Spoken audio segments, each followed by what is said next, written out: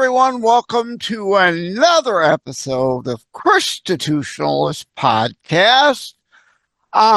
We were supposed to be talking today with Johnny B. Good. Hey, wasn't available, so we have to settle for Ken W. Good. A distant cousin. Yeah, it's a joke, people. It's just a joke. Seriously, very much looking forward to talking with Ken W. Good, since I and his team connected earlier this month, the month being September. We are recording Monday, September the 29th. I say that for behind-the-scenes purposes. And welcome to the show, Ken W. Good. Oh, well, thank you so much for having me. I've heard all the good jokes you have. I've heard the Goody No Two doubt. Shoes, Mr. Goodbar. People, even though there's no E on it, people call me Mr. Goad. So, yeah. Well, thank you. I'm glad you added that. You show you have a sense of humor, right? And I'm sensitive to names because I'm Joseph M. Leonard. It looks French. It's not Leonard. It's Leonard without an O, and I have to put my middle initial in there like you do too. You know, a last name that's similar in any way to someone else, you need the middle initial, because there is a Joseph Leonard out of South Carolina that's also an author. So I put my middle initial because if you just put Ken Good, it sounds like canned goods. Another good joke. No, that's great. Well, with the W in there, if they miss the G, they may think you're associated with Kenwood Trucks. I've been called Ken Wood before, so that's not anything new either. So, all right, wasted enough time, but my audience knows I can never pass on whatever lame puns can be worked in. And indeed, if we can't make fun of ourselves and our names, we shouldn't make fun of anyone else. But before we get to the why are you here, let's get into the who are you? Where were you born and raised? Where are you now? That sort of thing. Okay, so my name is Ken Good. I am, I say this with trepidation, I'm 64 years old. I just turned 63 this year, so. Yeah, so I'm a year older than you. I was born in Texas. I was born in this little town called Anson, Texas, which is north of Abilene. And you don't have any of that accent still at all. Yeah. We're laughing. None. For the benefit I'm working on it. I'm trying to decrease a little bit, but for the benefit of the transcript, we're laughing. We're laughing. Okay, go on. But I grew up in Texas. My parents were public school teachers. They taught us the importance of an education, but we grew up in a really small town. I mean, a town where everybody became ranchers and farmers. Nobody went to college. I had 24 people in my high school class, and I think 5 of us went to college. And I think that's changed since then. But I mean, that was back in 1979. But my mother and I always watched Perry Mason late at night. At that time they had the news on Sunday night, and then they have news extra or sports extra from 10:30 to 10:35, and then from 10:35 to 11:35, which was late even for us. We would stay up and watch Perry Mason. So I always had a dream of going to law school. And I would say it was a dream. It wasn't a goal because I really didn't understand goals at that age. And so I really didn't, get in the first time I applied because I worked almost full time. I graduated from college in 3 years instead of 4. And I worked. And so my grades reflected that you can't do both full time. And so I got a master's degree. I taught high school for 2 years like my parents did. And then I went to law school. And so I loved law school, loved everything about it. I was on law review. I was on a lot of national team speaking events. It's just kind of where I clicked. I was just very blessed. And so, but also kind of naive. I think one of the running jokes, when I first got there, in law school was that, Brennan had been on the, U.S. Supreme Court for so long, he had been appointed by Abraham Lincoln.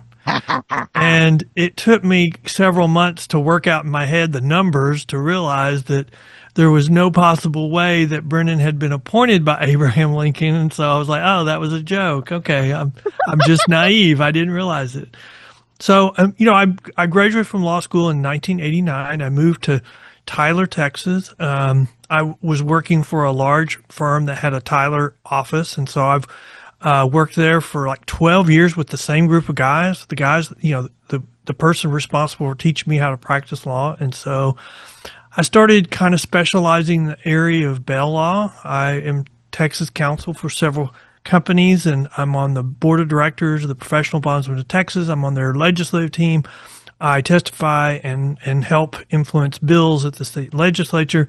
And then there was this case that was in Houston called O'Donnell versus Harris County, and someone asked me to go to one of the early hearings in that case. And let me just say, this was the seminal case. At one point, it was cited across the country as the case that we're doing bail all wrong, and we need to reform it. We need to have criminal justice reform. And I came out of that hearing scared because I thought the judge was going the wrong way. I thought she was applying the law incorrectly, and I was worried. And because there was no one telling the story from the industry's perspective, and I thought everything that was being said was, and well, true. You're kind of now starting to get into the why you're here. Yeah. So before we do that, two things popped in my mind while you were talking. First being, and relax, people, I'm just having a little fun here, right? The first thing was the Jim Carrey movie Liar, Liar comes to mind. Yeah. Right? We won't hold against you. You're a lawyer. And I will say this in response to that. The best compliment I ever received by my daughter was that, they read To Kill a Mockingbird in school. And she told me that the whole time they were reading it, that she saw me as the lead character. And, my wife is an attorney, so we have a lot of attorneys, and my two children are very smart. But I remember that as one of the best compliments I've ever received. And it also scared me, because how do you live up to that? Yeah. Oh, I hear you. And now a third pun comes to mind, right? There are, playing off your name, both good and bad attorneys, right? Good and bad cops, good and bad in everything. And the other joke that came to my mind was while you were saying, as you testified, so you're a snitch, eh? Well, I used to say, I used to hear you couldn't afford an excellent attorney. You got stuck with a good attorney. And then I had a professor in law school. Her name was Phelan. And then I had another attorney that that was an associate when I first started practicing law, and her last name was Dick. And I kept saying that the three of us should start a law firm together, and we would be feeling good, whatever. And it was, I thought, for just the name alone, we would make a fortune. But now the Three Stooges, what was that? The Three Stooges? Pardon language. Cheatham and Howe. I'm going to need to cut that. I'm going to have to cut that little part out because I went a little too PG-13 that I usually do on this show, G-rated. So, note to self, edit. People will probably guess what I said, but at any rate, indeed, the why you are here is the bail reform movement, which perhaps there should have been some, in my opinion. Also, let me just say it up front, went way too far, and the murder recently demonstrates that. Well, and what I was saying was, I got involved in this area specifically as a result of going to see a case, and I think I've been proven, my concern about that case has been proven true, because that case is now, the judge has been overturned 6, 7, 8, or maybe 9 times in that case. And in a subsequent proceeding, the Fifth Circuit ruled that case should have never been filed in federal court. And at one point it was cited across the country as the case for bail reform, and it's now been overturned. And so that's what got me started in this specialty area of writing articles. And I've written numerous articles across the country, about criminal justice reform and specifically about bail reform. Yeah, and this being a Christian show, I believe in forgiveness, but like Charlie Kirk's wife, Erica Kirk, I forgive him. That's what we're supposed to do as Christians. But, there's a but. There is a however. There is the rest of the Bible in context needed there. That doesn't mean, oh, skip the trial, let them go free. No, that's not what that means. Inherent in the forgiveness is the hope and the prayer that they see the light. They're willing to admit their faults, their crime, their wanting to repent and reform. Otherwise, indeed, earthly justice does need to still continue and prevail. And indeed, if no remorse shown, the Old Testament was not completely erased by Jesus. You need to follow the whole context of the New Testament to understand where parts were indeed removed, but some stand, like Genesis, Leviticus, and Numbers, the death penalty. Thou who sheddeth man's blood shall have by man his blood is shed. The death penalty applies, but the murder we're talking about is the Irina Zarutkas, and I apologize if I get that name wrong, right on the New York subway, where someone slain her, not with a gun. It's not the inanimate objects issue here. It's the evil human who in that case used a knife. Banning assault trumpets, to go back to Jericho, right? The walls of Jericho came down because of trumpets instructed by God.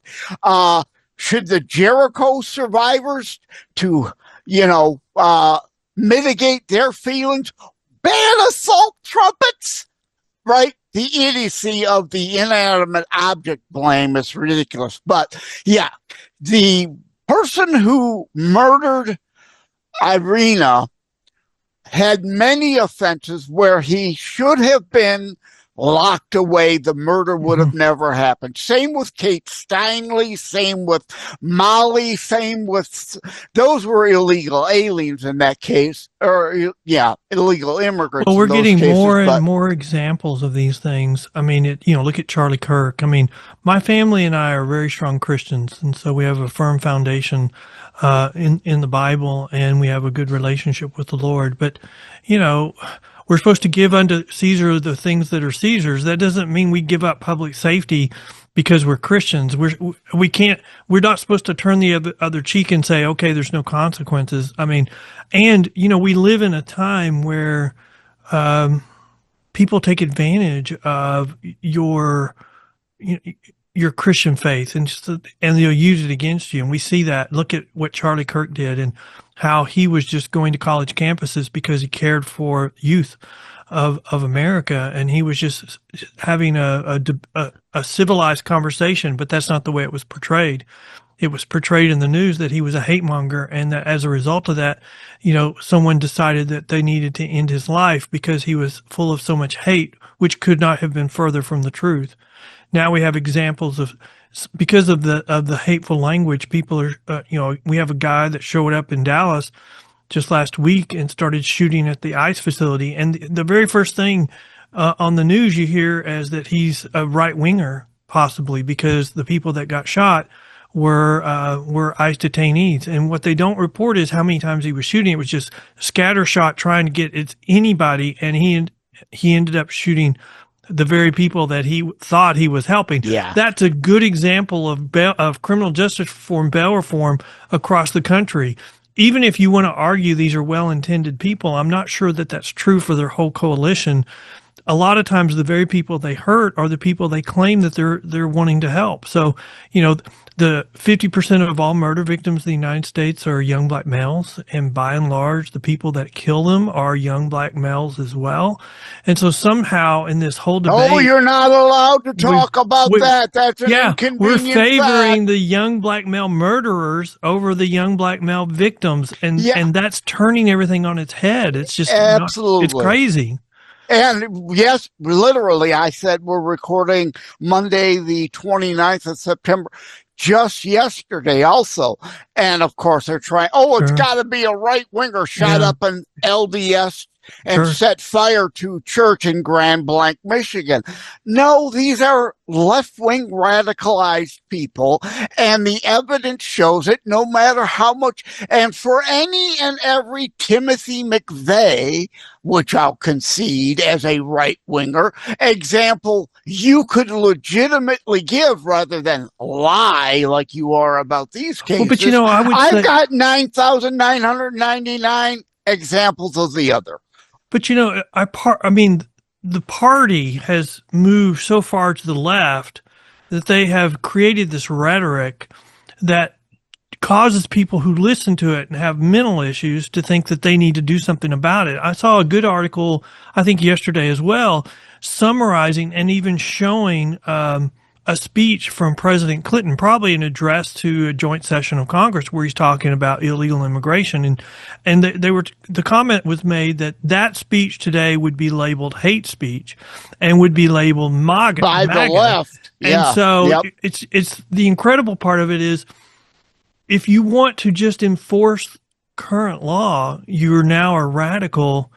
And I think there's a reason for that. The reason for that is the Democrats like to say that everybody's a threat to democracy, but all they're really saying is they're a threat to the Democrats because they can't win. Yeah, their power. They can't win without doing these type things anymore. And that's where we are. And so we have to reckon, we have to call it. When something doesn't work, we have to call it. We have to change it because they're never going to admit to it because they need that anger. They need illegal aliens in the country so they can get more power for blue states. You've raised many issues I want to touch on. Indeed, it's all about power and control for the left. What is good for their power and control? Nothing about what's good for U.S. citizens. And Matthew 7 is really condemn not lest ye be condemned, final judgment reserved for the Lord, right? That doesn't then eliminate worldly and earthly justice. You mentioned turn the other cheek. I talk all the time. It doesn't mean read the whole Bible, always be a sucker. It's not what Jesus is saying. And render unto Caesar the other of the several most warped and twisted scriptures from the Bible. And you kind of raised the question, right? Yeah, all this rhetoric brings up the hypothetical, if you had a time machine and could go back and kill baby Hitler. Well, you can't prove a negative. What if you did go back and kill baby Hitler? It could have been worse if Himmler or Goebbels. How would it have changed? The German public voted and approved every change that Hitler wanted until he took mass control. But I mean, they suspended the Constitution. So what makes us believe that someone else would not have just stepped into that movement? Exactly my point. Himmler, Goebbels, somebody else, potentially even worse, who may have not been as insane, may have been still evil, but more normal thinker, might have prosecuted that war to a point where they won the war and more people could have died. I mean, do we really want, are we at the point in this world today where we say that Hitler was crazy and that's how we justify what he did? Because I could make a bunch of arguments that he was just a very smart politician, that he blamed and pointed the public's anger. He scapegoated the problems that were going on in Germany as he rose to power effectively. And I would say that to some extent we have that going on in the United States right now, where we're scapegoating problems or we're ignoring problems and we're blaming everything on a group. And right now it's victimhood mentality. And the whole victimhood mentality, and so many, and there are some on the right that are anti-Semitic. I'm not claiming there aren't, but the mass anti-Semitism movement on this the is left. not a situation where it's both equally bad. It's not. No, I mean, we have too many examples. How many times has, it's just ridiculous. I mean, we can count on, both hands and go to our toes examples of where people have been, listen to this rhetoric where somebody's Hitler, every presidential candidate since Eisenhower on the right has been called Hitler. And now they're saying, oh, it's just worse now. Well, no, when everybody's Hitler, then nobody's Hitler. And, they keep making these analogies that why the right is Hitler. The next person who runs for president is on the right is going to be worse than Trump, is going to be Hitler, because that's what you do when you can't make an argument. When you cannot respond on the merits, you go to name calling, you go to toxic language, you go back to identity politics that says, don't listen to you because you're a racist, so I don't have to respond to the merits of your argument. That's identity politics, and we're getting away from that, and we need to do it more. Yeah, and I, like Greg Gutfeld the other day said, I've always had the philosophy, yes, call people fat, call them short, call them, I've called people names, absolutely, but it pales in comparison to you constantly trying to call us racist, sexist, homophobic, Islamophobic, this, that, and the other, worse than Hitler, all that stuff, because you cannot have a policy discussion. You will lose that every time. Well, and part of the problem is with the policy discussion is I think that the left has outsourced their policies on criminal justice reform, bail reform. They've outsourced it to the Soros groups, so they can't get involved in discussion because they'll lose their support. So they and the advocates on their side will never admit it's not working. They'll always say we need more time.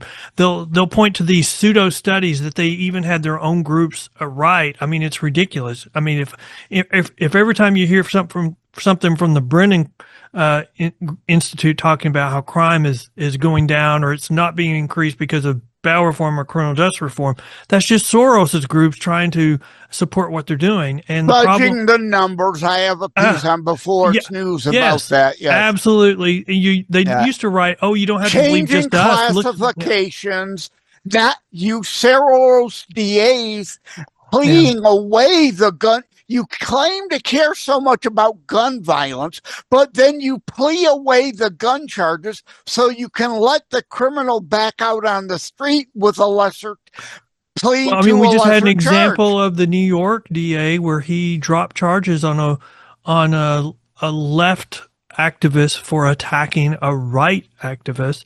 And so, that would never happen if the roles were reversed. And when that's the standard, if you apply that as the standard, they're doing something because of the left versus right. If they wouldn't do it because it was right versus left, then it's politics. And politics have gotten too far. We always have politics in these discussions, but it's gotten too far. When you can't even admit that you've got criminal, illegal aliens in the country, then we can't have a discussion. We can't have a compromise with you. It's gone from reasonable, somewhat honest political discussion to the left being completely delusional, ideological. They refuse to recognize and admit to reality. You can't have a discussion with someone who doesn't have an equal basis in any form of reality. Now, back before the bail reform and the need to undo that, because this relates. Rudy Giuliani broken windows policy. It relates directly to the bail situation. If you arrest, prosecute, and put away people for the smaller crimes, people don't usually go from zero to murder.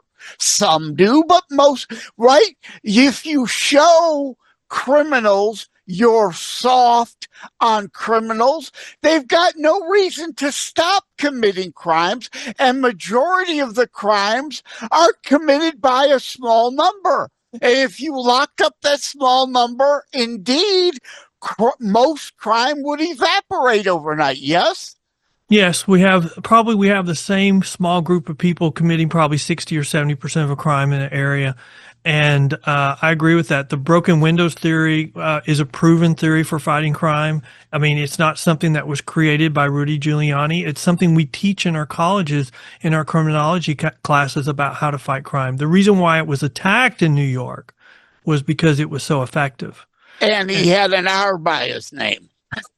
Yes, and he had an R by his name, but because it was so effective, they filed suits. And what people forget or don't know is ultimately the use of the broken windows theory was upheld in court, but that was many years after it had stopped being used. Mm-hmm. And we've got a push now to try to bring it back in certain areas, because look at Portland, look in Seattle, where the president just called out the National Guard, or I guess the Secretary of the Department of War just called them out. But Trump is sending troops into that area because Antifa has taken over that area. They were like, oh, we don't have a crime problem. No, you have. You've turned over.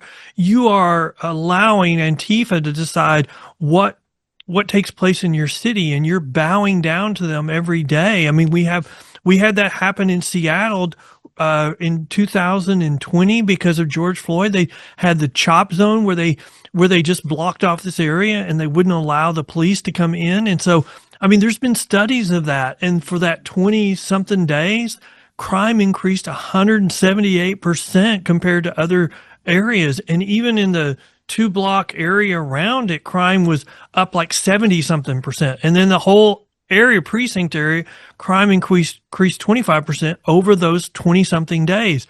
So, I mean, we have laid bare this argument from the activists. We need to, get rid of the police. We'll be safer without police. That's a lie.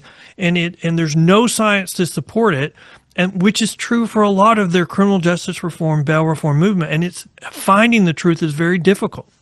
Yeah. And other points, New York City and San Francisco Chinatown. There are literally areas Democrats have given over areas to the Chinese government to have their own CCP stations, which aren't upholding American laws. They're holding up the Chinese, you must infiltrate, spy, and report back to China laws. Isn't that strange how when that story first came out, you were a conspiracy theorist, you were a nut job for even suggesting it. And it took Trump being elected president to come out and admit that was taking place and he was ending it. I mean, isn't that crazy that, I mean, we've gone from, oh, you're a nut job conspiracy theorist for recommending that or suggesting that that's happening to, yeah, it was happening. Yeah, well, time has flown. I'm going to start.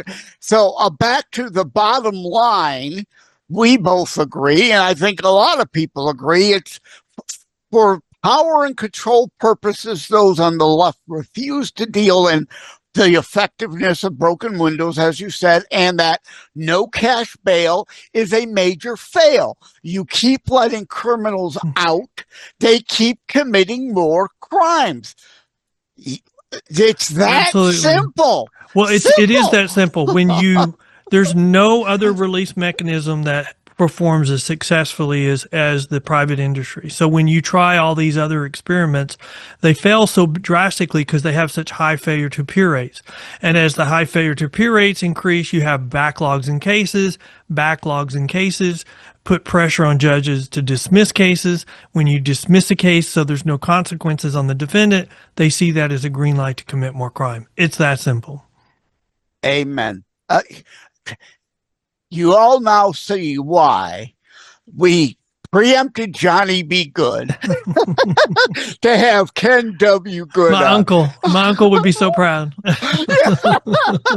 Thank you all for tuning in. Thank you for appearing, Ken W. Good.